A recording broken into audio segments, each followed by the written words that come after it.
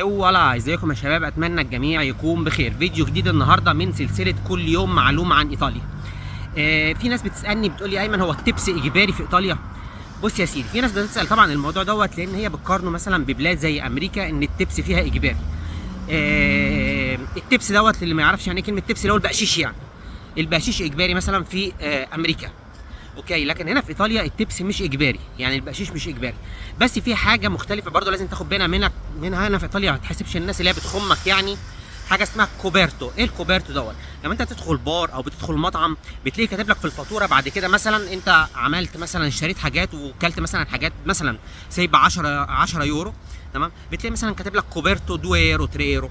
ايه الكوبرتو دوت؟ اللي هو السيرفيس، هم بياخدوا سيرفيس بيسموه حاجه اسمها كوبرتو، وفي الحاله دي هو اجباري، تمام، لان ده مش بقشيش.